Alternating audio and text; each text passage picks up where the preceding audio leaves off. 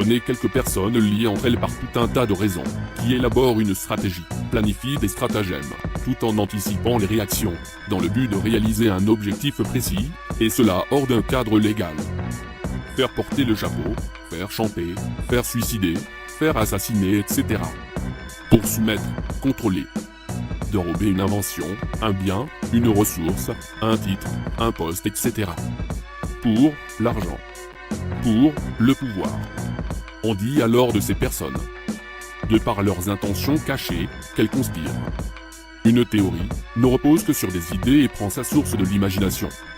Or l'histoire, concernant la religion, la monarchie, la politique, la guerre, la gestion des hommes, n'est faite que de complots qui, eux, reposent sur des faits avérés. Pour désamorcer l'effet soudain que générerait la découverte d'une conspiration dont serait victime la masse, les comploteurs, via leurs complices et subalternes, insufflent parmi cette masse les actes de leurs crimes bien réels, jusque-là restés cachés, souvent amalgamés à du farfelu, pour que la divulgation scandaleuse perde de la force et ne devienne qu'une rumeur de complotistes délirants.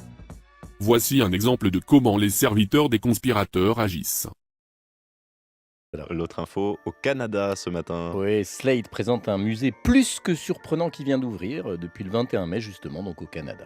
Surprenant, Ouais, c'est-à-dire tous les sceptiques de nature, tous les incrédules, tous ceux qui ne croient jamais les explications officielles, tous doivent se rendre de toute urgence au musée de la Terre plate. ça va être comme les Ripper Café, il va y avoir du monde. Alors Oui. ce musée de la Terre plate, c'est quoi? C'est un faux musée? Oui et non, alors c'est un musée parodique ouvert donc sur l'île Fogo, nord-est du Canada, lieu connu pour être spécialement plat, mais ce musée parodique est bel et bien ouvert à tous ceux qui veulent croire, ou plutôt faire semblant de croire, et oui, que la Terre n'est pas ronde, mais toute plate.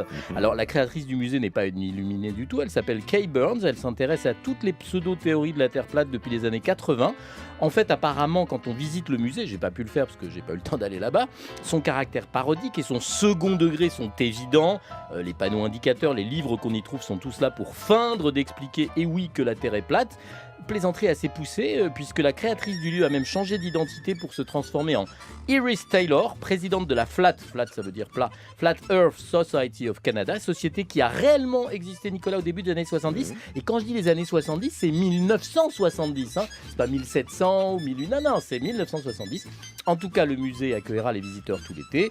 Alors, je trouve que ce lieu pourrait inspirer les nombreux adorateurs de la théorie du grand complot, hein, qu'on croise tous les jours. Ils ont développé ou trouvé sur le web des espaces dédiés à leurs pseudo-croyances. Alors, il y a ceux qui croient toujours pas que l'homme a marché sur la Lune, j'en connais. Ceux qui pensent encore qu'aucun avion ne s'est écrasé sur le Pentagone le 11 septembre 2001, j'en connais aussi.